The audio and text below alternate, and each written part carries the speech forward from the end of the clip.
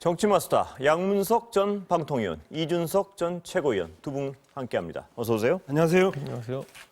자, 양 의원님 먼저 여쭤볼게요. 저 네. 리포트 받아서 바로 야당 얘기 빌려서 여쭤보겠습니다. 예. 나가라는 말씀이죠, 여당은.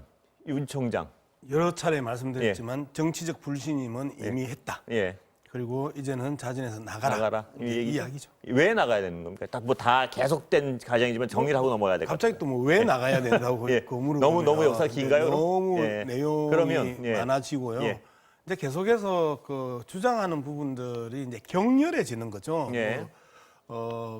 더불어민주당 내에서 뭐 예. 대역죄인 이런 표현들까지 이제 튀어나올 정도로 감정적으로 이제 격앙되어 가는 예. 과정이고, 그리고 실질적으로 내부에서는 일정하게 또 반대하는 분들이 있거든요. 예. 이상민 의원이나 조응천 의원 같은 경우에는 윤석열 찍어내면 정의가 바로 서냐라고 이제 이야기를 하는데, 실질적으로 이 과정에 있어서 계속 우리가 중심을 놓치지 말고 봐야 되는 게 공수처입니다. 예. 공수처 문제에 대해서 끊임없이 윤석열 총장과 검찰 일부 조직의 그 저항들과 반발들을 끊임없이 견제해 왔던 게 현 정부거든요. 예. 그리고 집권 여당이란 말이에요. 이런 부분에 있어서 공수처 문제가 해결이 되고 나면 이후에는 많은 문제들이 예. 자연스럽게 풀려 나가지 않을까, 이렇게 예상해 봅니다. 뭐 여당의 일부 다른 시각은 있겠지만 네. 제가 그 어떤 왜라는 질문을 아까 드린 이유 중에 하나는 그 어떤 여당이 생각하는 규정, 개념 이거를 좀 부딪히는 것 같아서 그걸 정리할까 해서 그런 건데요. 예. 지금 검찰들 대다수가 네. 주류 세력 대다수가 반대하고 있습니다. 지금 이 사태에 대해서는. 예. 그 사태는 여당이 보시기에는 검찰 개혁에 대한 조직적 저항이다 이런 규정을 갖고 계신 거죠. 뭐 조직적 저항이라고 바라본 시선이 지배적이고요. 그럼에도 불구하고 검사들이 이제 저렇게 이야기를 할 수는 있다. 그런데 상당 부분 우리가 예전으로 좀 비교를 해서 보면 방송통신위원회 같은 경우에는 대통령 직속 기구입니다. 그리고 정치적 중립을 지켜야 되는데 어느 날 박근혜 정부가 들어오면서 방송통신위원회의 상당한 업무를 갖다가 독임제 부처인 가기정통부로 떠넘깁니다. 그럼에도 불구하고 그 과정에 있어서 격렬하게 논쟁하고 토론했지만 정리가 되고 나서는 싹 정리가 됐거든요. 그리고 바로 거기에 맞춰서 또 공무원들은 만들어진 법과 정리된 그 법률 속에서 행동을 한단 말이에요. 근데 당연히 검사들 입장에서도 그 검찰총장에 대한 부분에 대해서 자신들의 의견을 이야기할 수 있는 거다. 충분히 할 수 있다고 봐요. 그리고 나서 이 문제가 매듭이 지어지면 자연스럽게 검찰은 검찰의 본문으로 돌아갈 거라고 하는 기대들을 배신하지 않으면 된다는 거예요. 지금 저런 어떤 반발은 있을 수 있다. 과정 속에서. 충분히 있을 수 있는 거죠. 자, 야당 보시기에는 저 본질이 권력이 검찰을 찍어 누르는 거다 이거죠? 네, 저희는 뭐 사실 아까 이제 뭐 양 의원님 말씀하셨지만 조직적 저항이라는 단어가 뭐 꼭 부정적으로만 비춰져야 되느냐라는 걸 살펴봐야 되는 게, 자, 그러면은 애초에 그런 검찰들이 평검사들까지 뭐 이 검찰 개혁이라는 네 글자가 나오기 시작하면서부터 반발을 했느냐? 아닌 거죠. 진행되는 과정을 쭉 봐오니까 이게 검찰 개혁이라는 구호가 실제화되는 걸 보면서 야, 이거는 방향이 잘못됐다라는 생각을 하기 때문에 처음엔 검사장들, 거기에 이제 뭐 보직 간부들, 그다음에 이제 평검사까지 이제 참여하면서 이제 검찰의 조직적 저항이라는 것이 완성된 것인데요. 사실 저는 이런 면에 있어가지고 뭐 애초에 처음부터 검찰들이 조직 보위 논리로만 만약 접근했다고 한다면은 처음에 다 달려들었어야죠. 근데 그게 아니라 하는 걸 보니까 추미애 장관과 정권이 검찰 개혁이라고 하면서 하는 조치들을 하나씩 보다 보니까 처음에 약속했던 것과 다르네? 또는 처음에 홍보할 때 뭐라 그랬습니까? 지금까지 특혜받았던 일부 특수부 검사들은 반대하지만은 전체 형사부나 공판부 검사들 같은 경우에는 더 많은 역할이 있을 거니까 좋아할 것이다 이랬는데 그들까지 다 정확하게 참여하고 있어요. 잘 생각해 보시면 이 조직적 저항이라는 거는 지금 시점에서 나쁘게 볼 만한 일은 아니고요. 예전에도 보면은 정권에서 만약에 뭐 방송을 장악하기 위해 가지고 방송국에다가 뭐 예를 들어 사장을 꽂아 내리고 그 사장이 예를 들어 정권의 입맛에 맞는 방송만 하려고 한다. 그러면은 뭐 조직원들이 다 달라붙어가지고 파업도 하고 이러지 않았습니까?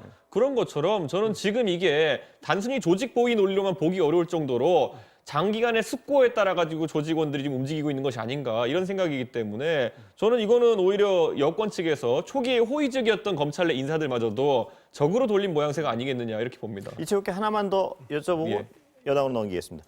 그 논리를 비판하는 분들 중에는 저런 논리를 대시는 분이 있습니다. 뭐냐면 검찰이 과거에 굉장히 안 좋은 판단을 한 적도 많죠. 그건 뭐 그때는 왜 근데 한 번도 그런 치욕적인 상황에서는 이 가만히 있다 조직을 건드리는 사안에서만 저렇게 집단적으로 반발하냐 이런 비판을 하는 분도 많습니다. 예. 저는 검찰이라는 조직이 결국에는 그 조직을 망가뜨린 주체 자체가 보통 정권이었거든요. 예를 들어 이명박 대통령에 대한 수사 같은 경우에도 과거에 검찰이 내린 판단과 지금 내린 판단이 다르다고 한다면은 그 당시에 상당히 정권의 눈치를 봤던 것이고 정권의 압박이 있었다는 것을 방증하는 것이거든요.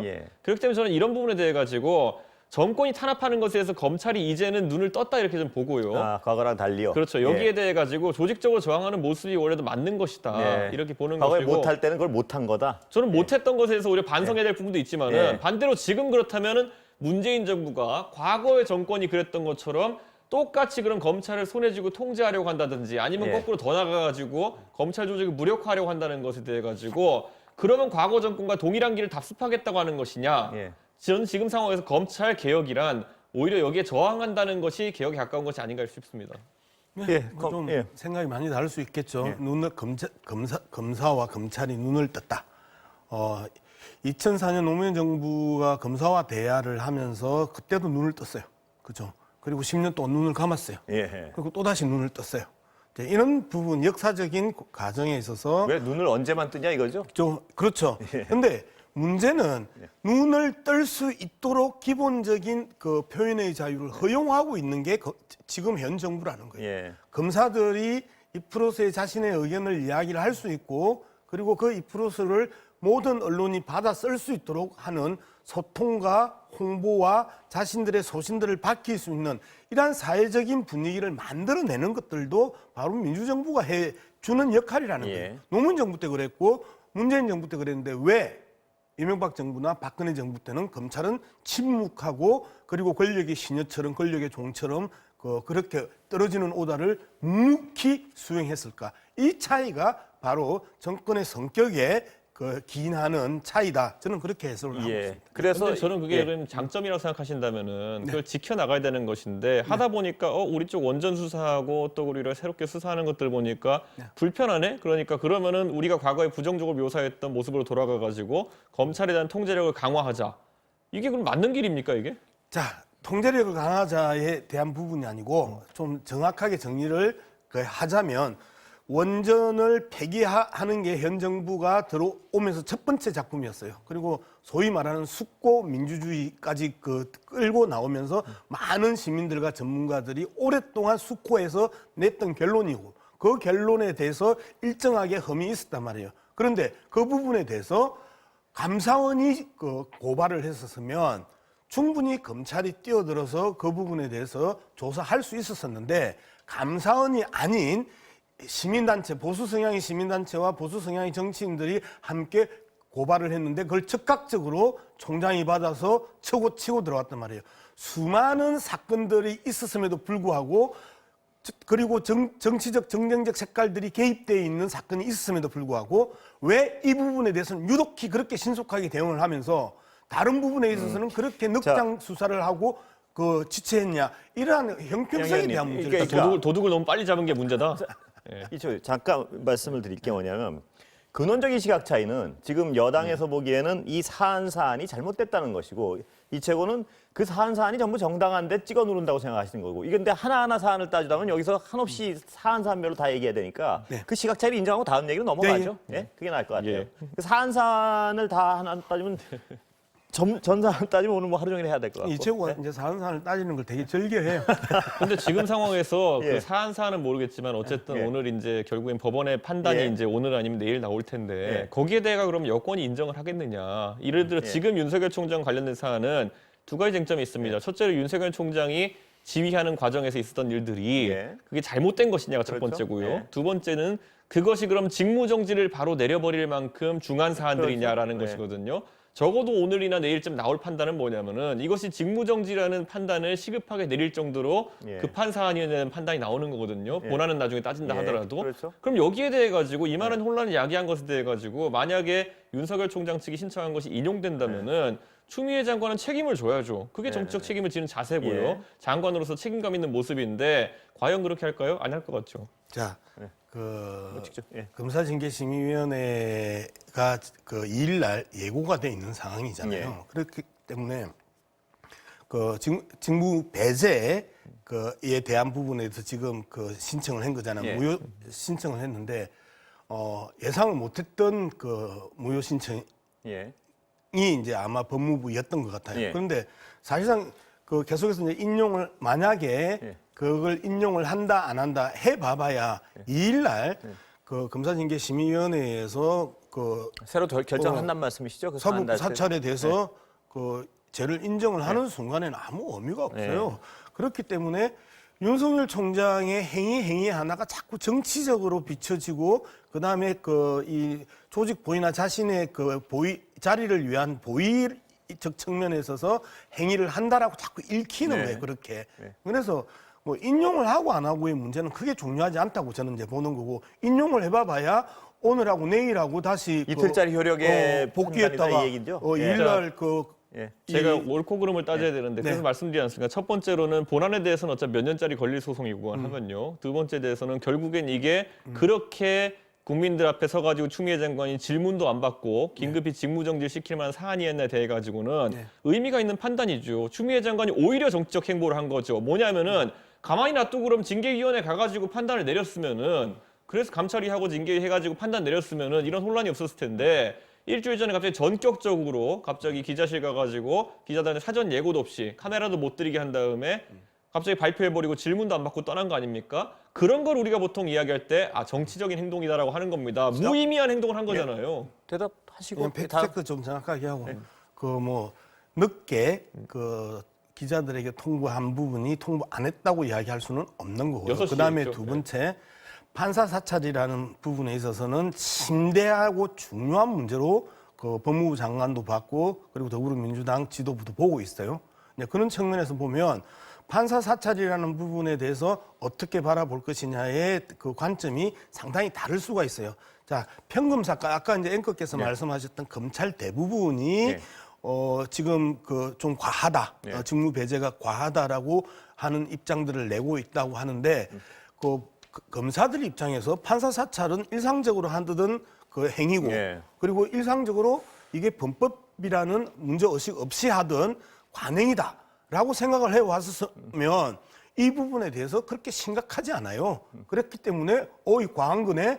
이거는 좀 과하지 않냐? 정치적 중립을 훼손하는 거 아니냐라고 하는 입장을 낼 수가 있고 나는 그런 측면에 있어서 지금 검사들이 판사 사찰이라는 부분들을 너무 쉽게 가볍게 그리고 관행으로 바라보고 있는 것 아니냐라는 생각을 하죠. 거기에 대해서 증거가 명확하고 만약에 감찰에 따른 뭐 자료가 있다고 한다면은 그걸 징계위에 가져가서 하면 되는 것이고 전격적으로 나와가지고 그 자료를 오픈하는 것도 아닌데 그냥 6가지 죽이고 나오는 것 자체가 아까 제가 말씀드린 정치적인 행위라는 거고 박근혜 정부 때 대통령이 참 나쁜 사람이라고 찍어내리려고 했던 노태강 국장에 대해 가지고 감찰하고 이렇게 징계를 하려고 했을 때 가장 문제가 되어가지고 나중에 그 징계 무효된 게 뭐냐면요.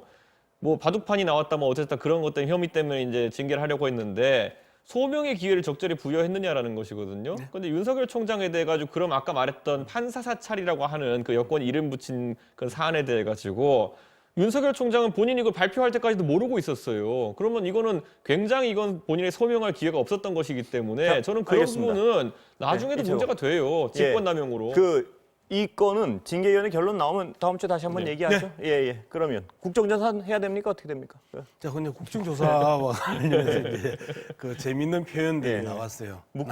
남아 이런 중천거라고 이제 주호영 대표가 이야기를 했는데 국정조사를 먼저 제안했던 이낙연 대표가 상황의 변동에 따라서 현재 수사 중이고 재판 중인 내용에 대해서 더 이상 들어가기 어렵다라고 이제 발을 뺐단 말이에요. 그러니까 주호영 대표가 남아 이런 중천금이라고 이야기를 했는데요. 나 재밌는 표현이 어떤 부분이냐면요. 주호영 원내대표가 2016년 6월에 전당대회 때 어떤 표현을 썼냐면 전 세계적으로 유례가 없는 검찰권이 비대한 나라가 우리나라다. 민정수석실과 검찰이 다 한 가족이고 한 통속이다. 그리고 견제받지 않는 그 권력은 부패할 수밖에 없다라고 하면서 공수처가 빨리 정리돼야 된다라고 이야기를 합니다. 예. 근데 실질적으로 공수처가 이제 거의 다 오니까 갑자기 공화정 붕괴라는 표현을 씁니다. 공화정이 무슨 뜻입니까? 군주제에 대한 반대 개념이잖아요. 헌법이라는 그 규칙에 따라서 정기적으로 정치 지도자를 바꾸는 거잖아요. 즉 이러한 부분이 갑자기 공수처하고 무슨 상관이 있다고 공화정 붕괴를 이야기하면서 남아있는 중천금이 아니고 일부 이연을 하신 주호영 대표께서 아니 근데 이낙연 대표를 향해서 남아있는 중천금을 이야기할 입장은 아니죠. 아니, 입장 말고 국정조사 자체를 제가 질문은 좀 심플하게 그 주호영 대표가 뭐 입장이고 아니고는 지금 뭐 네. 말고 국정조사 어떻게 해야 됩니까? 자, 국정조사 필요하면 저는 받아야 된다고 생각해요. 받아야 된다고 생각하십니까? 그 야당에서 강력하게 지금 묶어서 이야기를 하고 있잖아요. 현재 그 윤석열 총장을 둘러싼 부분, 그다음에 라임, 뭐 옵티머스 이런 거 다 묶어서 하자 하는데 더불어민주당 입장에서 안 받을 이유가 없어요. 이 부분에 대해서는. 그런데 지금 시점에 있어서 민감한 시점이잖아요. 예상 국면이 들어가 있고요. 그다음에 지금 권력기관 개혁 입법이 다 들어가 있어요. 국정원법, 경찰청법, 그다음에 공수처법이 지금 걸려 있고요. 그다음에 경제개혁과 관련된 경제 3법이 걸려 있어요. 이거 처리하고 나서 국정감사 문제는 국정조사 문제는 언제든지 유연하게 대처할 수 있는 사안인데 지금 주호영 대표가 강하게 지금 그 남아있는 중천금이라는 단어를 들고 오면서 던지는 이유가 뭘까? 제가 곰곰이 생각해 봤더니 계속해서 그 어디에 문제가 있느냐면 신공항하고 걸려 있는 문제예요. 김종인 대표가 이현주 그 전 의원이 출마를 하면서 신공항 필요하다, 가덕도에 가져와야 된다. 정치는 국가적인 차원에서 봐야 된다. 이렇게 했던 거 참 훌륭하다. 추진 있는 여성이다. 이렇게 막 칭찬을 하고 있는데 주호영 대표는 계속해서 당내에서 지금 소수파로 몰리고 있고 그리고 대구 경북과 그 이 부산 경남 갈등을 부추기고 있는 사람이 돼버렸단 말이에요. 정치적인 위기가 지금 주호영 원내대표한테 왔단 말이에요. 그걸 계속해서 다른 부분으로 빠져나가려고 하니까 공수처에 대한 문제를 이야기하고 국정감사를 이야기하면서 그 남아있는 중천금을 그렇게 남아있는 풍선금 하셨던 분이 중천금 이야기하니까 좀 그렇잖아요. 저는 근데 뭐 국정조사 안 하겠다고 하는 거는 저는 이제 이낙연 대표가 시건했다는 건 인정해야 될 것 같고요. 왜냐하면 뭐 그리고 지금 뭐 여러 가지 뭐 입법이 바쁘고 무슨 예산국회 바쁘고 말도 안 되는 게 예전에 2016년에 박근혜 정부 말기에 그때 국정조사, 그때 예산국회 하면서 했고요. 그때 그 전에 뭐 아주 여야의 극한 대립 속에서도 여권이 받아주면서 성사된 것이었거든요. 그렇기 때문에 저는 그 사안에 비해서 오히려 꿀릴 것이 없다고 한다면은 더 빨리 받아주는 것이 어떠냐 이런 생각을 합니다. 그리고 저희는 솔직히 말하면 형식은 어떻게 해도 저희한테는 상관이 없습니다. 윤석열 총장 혼자 나와도 지난번처럼 단독 쇼를 해줄 것이요. 추미애 장관 혼자 나와도 보면 혼자 또 이제 또 그 다른 측면에서 어떤 행동을 보여줄 거고요. 둘이 같이 나오면 더 좋죠. 그러니까 저는 어떤 형식이든 받을 수 있으니 그냥 하기만 하면 됩니다. 한 가지 명확한 부분은 이낙연 대표가 못 받는다고 아직 본인이 직접 이야기하지 않았고 그다음에 앞서 말씀드렸던 권력기관 3대 입법과 그다음에 그 경제개혁 그 3대 입법 문제가 해결되고 나면 국정조사는 아주 유연하게 대처할 수 있는 사안이다. 무거운 사안이 아니고 정쟁적으로 그 대형 이슈로 만들 이유가 없는 사안. 알겠습니다. 국정조사 관련해 가지고는 좀 스텝이 꼬인 건 맞는 것 같아요, 여당이.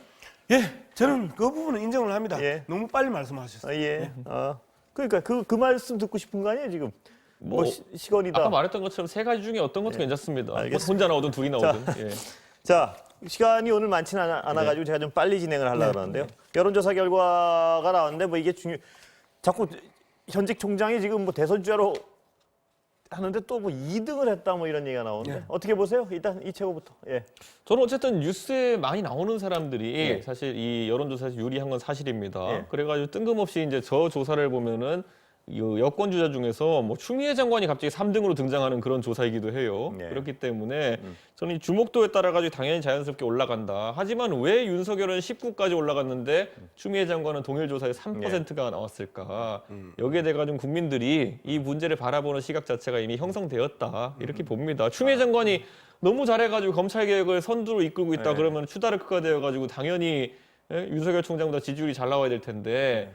지금 상황 보면 좀 녹록지 않은 것 같습니다. 근데 여당 입장에서는 이낙연, 이재명이라는 주자가 있으니까 안 나오는 거 아닌가요? 그건 너무 단순화시키는 자, 거 지금 아닌가요? 문재인 정부의 제1국정과제라고 계속 이야기하면서 노무현 대통령 시절부터 수건이라고 이제 이야기하는 검찰 개혁을 이끌어가지고 지금 7분 능선을 넘고 있는 예. 상황인데 그에 대해 지지를 한다 그러면 이 사람이 진짜 10년 묵은 체증을 뚫은 사람인데 그래도 그 이재명, 이낙연보다 한 6분의 1 정도 지지율밖에 안 나온다는 거는 저는 이미 뭐 친문 지지층에서도 그다지 그 공을 인정할 생각이 없다 이런 것 같습니다. 정말 시간이 다 돼서 그런데 바람직합니까? 어떻게 보세요? 이 여론조사의 이런 야당 입장에서 향후 저는 대권 다자 구도를 위해서. 대결 구조는 전혀 의미가 없다 의미가 이런 생각을 없다? 하고요. 예전에 이제 모 언론에서 했던 것처럼 결국엔 대선은 1대1 구도이기 때문에 가상 대결 형태의 조사들이 이제 의미가 있을 것이다. 나머지 다자 조사 같은 경우에는 의미 없다? 그 시기에 특정 정치인이 어느 정도의 대한민국 뉴스 지분과 정치 지분을 가지고 있냐에 대해서도 굉장히 좀 영향을 받을 수 있고 최근에 이재명 지사가 또 약간 소강세를 보이는 것은 아무래도 도정에 집중하다 보니까 알겠습니다. 중앙 이슈에서 빠지다 보니까 그런 것도 있고요. 예. 그렇게 봅니다. 자,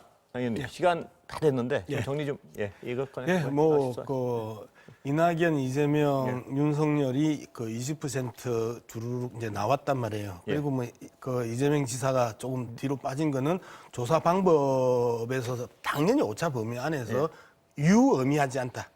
의미 없는 1, 2, 3등이라는 부분이고요.